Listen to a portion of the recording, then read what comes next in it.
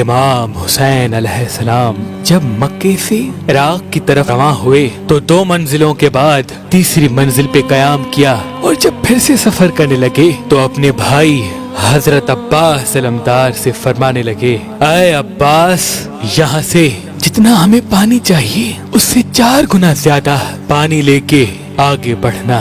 غازی عباس دستے ادب کو جوڑ کے عرض کرنے لگے، اے میرے آقا، آگے منزل قریب ہے اور ہمیں پانی کی ضرورت بھی نہیں، 4 گنا پانی کیوں؟ امام حسین علیہ السلام نے فرمایا، عباس، تھوڑا ہی آگے ہمیں پانی کی ضرورت ہوگی۔ جناب عباس نے امام حسین کی آواز پہ لبیک کہا اور 4 گنا زیادہ پانی لے کے آگے بڑھنے لگے تو کچھ ہی دیر میں امام حسین نے اپنے ساتھیوں سے کہا، فلاں سمت کی طرف دیکھو، کوئی آ تو نہیں رہا؟ آپ کے ساتھیوں نے فرمایا، اے ہمارے آقا، شاید دور درخت لگے ہوئے ہیں۔ امام حسین نے فرمایا، نہیں، یہ فوج یزید کے نیزے ہیں، گھوڑے ہیں اور ہزاروں سپاہی ہیں جو ہماری طرف آ رہے ہیں۔ بس جیسے ہی فوج یزید نے امام حسین اور ان کے خاندان کو چاروں طرف سے گھیرا، امام حسین دیکھیں کہ فوج کا ہر ایک فرد بے انتہا پیاسا ہے اور ان کے جانوروں کی زبانیں سوکھی ہوئی ہیں۔ امام حسین نے فرمایا، عباس، جو پانی میں نے ذخیرہ کرنے کے لیے تمہیں دیا وہ اس لشکر کو پلاؤ۔ غازی عباس نے یزید کی فوج کو پانی پلایا اور جو پانی بچا وہ ان کے جانوروں کو پلایا۔ اس یزیدی فوج کا جو سپہ سالار تھا اس کا نام حر ابن یزید رہائی تھا۔ اتنے میں نماز کا وقت ہوا۔ امام حسین نے پیغام بھجوایا کہ یزیدی فوج کے سالار سے پوچھو کہ وہ نواسۂ رسول کے پیچھے نماز پڑھے گا یا ہم سے الگ ہو کے نماز پڑھے گا۔ جیسے ہی یہ پیغام حر تک پہنچا وہ آ کے کہنے لگا کہ کیسے ہو سکتا ہے کہ نواسۂ رسول حسین ابن علی موجود ہو اور ہم ان کے پیچھے نماز نہ پڑھیں۔ اس سالار نے جیسے ہی امام حسین کے پیچھے نماز پڑھنا شروع کی، فوج یزید نے بھی امام حسین کے پیچھے نماز پڑھنا شروع کر دی۔ بس جیسے ہی نماز ختم ہوئی، امام حسین علیہ السلام آگے بڑھنے لگے تو یزیدی فوج کا سالار حر آگے بڑھ کے کہنے لگا، اے حسین، مجھے آپ کا رستہ روک کر آپ سے بیعت لینے کا حکم ہے۔ امام حسین علیہ السلام نے فرمایا، کس کی بیعت؟ اس یزید کی جو اللہ کے دین کو جھوٹا کہتا ہے۔ اے حر، تیری نماز اور تیرے سجدوں سے واضح ہے کہ تو اللہ کے رسول پہ ایمان رکھتا ہے۔ پوچھ اپنے ضمیر سے کہ کیا تو دل سے یزید کی بیعت کرتا ہے، اسلام کو جھوٹا سمجھتا ہے؟ میرے نانا اللہ کے رسول حضرت محمد مصطفیٰ صلی اللہ علیہ وآلہ وسلم کی نبوت سے انکار کرتا ہے؟ وہ نظریں جھکانے لگا۔ اتنی دیر میں امام حسین جیسے ہی آگے بڑھے تو حر آگے بڑھ کے امام حسین کے گھوڑے کی رکاب کو پکڑتے ہیں۔ امام حسین نظروں کو اٹھا کے فرماتے ہیں، اے حر، کیا چاہتے ہو کہ تمہاری ماں تمہارے غم میں روئے؟ حر پھر سے نظریں جھکانے لگا اور کہنے لگا، اے فاطمہ کے بیٹے، اگر آپ کی ماں فاطمۃ الزہرا رسول اللہ کی بیٹی نہ ہوتی تو میں بھی کچھ کہتا۔ امام حسین نے حر کی نگاہوں کو دیکھا کہ اس کے دل میں آل رسول کا عشق ہے۔ پھر آپ فرمانے لگے، اے حر، ہمارے ساتھ چلو، ہم اپنی منزل پہ خود رکیں گے۔ اور کی اتنی مجال نہ تھی کہ امام حسین کو کچھ کہہ سکے، اور یوں امام حسین اور ان کا خاندان اور پیچھے پیچھے فوج یزید چلتے چلتے ایک جگہ آ کے رک گئے۔ امام حسین نے چاروں طرف دیکھا، جناب عباس سے فرمایا، عباس جاؤ پوچھو اس زمین کو کیا کہتے ہیں۔ لوگوں نے کہا، نینوا کہتے ہیں، ماریا کہتے ہیں۔ ایک بوڑھا آ کے یہ فرمانے لگا کہ اس قافلے کو کہو کہ یہاں سے چلا جائے، کیونکہ اس زمین کو کرب و بلا کہتے ہیں، یہ زمین مصیبتوں کی زمین ہے۔ امام حسین علیہ السلام نے فرمایا، اس زمین کا مالک کون ہے؟ آس پاس کے لوگ جو اس زمین سے تعلق رکھتے ہیں آنے لگے۔ پھر بنی اسد کے لوگوں سے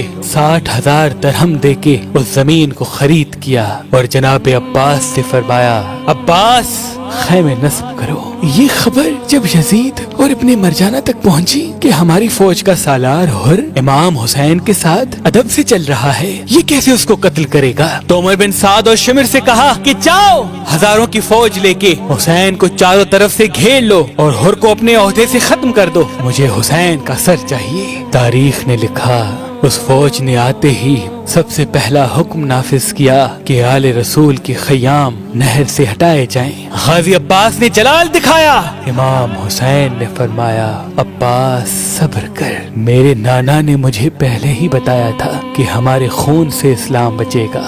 دنیا نے رسول اللہ کے خاندان کی شجاعت تو دیکھی ہے، اب رسول اللہ کے خاندان کا صبر دیکھے گی۔ نہر سے خیام کو ہٹایا گیا اور 7 محرم کو امام حسین کا پانی بند کیا گیا۔ جیسے ہی 7 محرم سے 8 محرم 9 محرم تک حضرت حر نے دیکھا کہ سب سے پہلے رسول کے نواسے کا رستہ میں نے روکا ہے، کیا منہ دکھاؤں گا اللہ کے رسول کو، کیا منہ دکھاؤں گا ان کی بیٹی کو جب روز محشر اللہ مجھ سے سوال کرے گا، حسین کے قاتلوں میں میرا نام آئے گا۔ اور جناب حر اپنے خیمے میں سنتے ہیں کہ امام حسین کے خیام سے معصوم بچے ہائے پیاس ہائے پیاس اللہ تش کی صدائیں بلند کر رہے ہیں۔ جناب حر اپنے سر کو پیٹتا ہے اور چیخ کے روتا ہے کہ اے اللہ مجھے معاف کرنا۔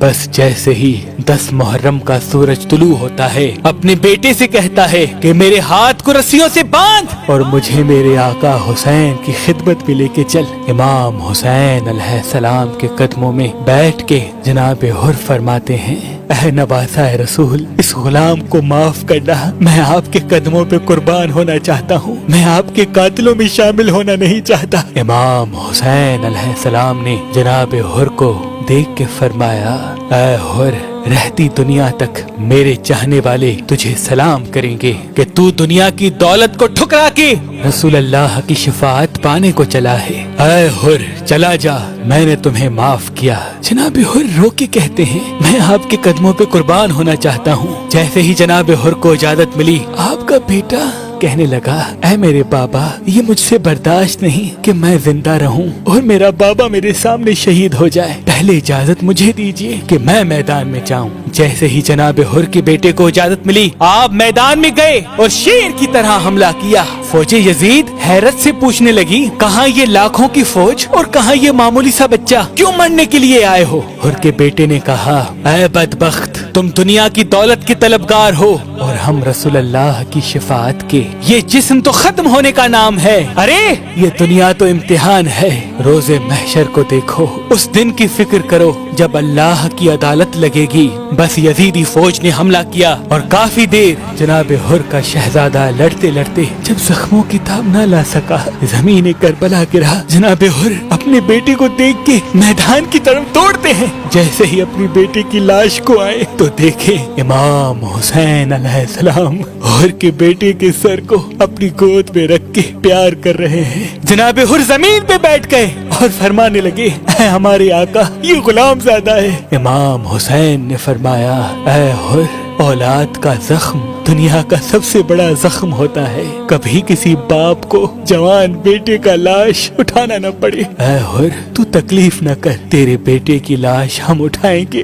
بس جناب حر بھی میدان میں آ کے شیر کی طرح کہنے لگے اے ظالموں، دیکھو میں تمہاری فوج کا سالار تھا، لیکن میرا ضمیر مجھ سے جھنجھوڑ کے کہنے لگا کہ یہ حسین جنت کا سردار ہے، اللہ کے رسول نے فرمایا تھا کہ میرے حسین کا خیال رکھنا، اس کو تکلیف نہ دینا۔ اے لوگو، یہ رسول اللہ کا خاندان ہے، اے لوگو ان کی رگوں میں رسول اللہ کا خون بہتا ہے، کیوں اپنے مقدر میں دوزخ کو لکھتے ہو؟ خدا کی قسم، یزید کی دولت، یزید کی طاقت اللہ کی طاقت کے سامنے کچھ بھی نہیں۔ اتنے میں شمر اور عمر بن سعد کہنے لگے کہ کہیں یہ ہماری فوج کو باغی نہ کر دے، جاؤ حملہ کرو، اور چاروں طرف سے جناب حر کو گھیر لیا۔ جناب حر شیر کی طرح فوج یزید کو فنار کرتے رہے اور بالآخر फौज यजीद ने तीरों की बारिश जनाब हुर पे कर दी और यूं 250 का लश्कर इकट्ठा होके जनाब हुर पे टूट पड़ा।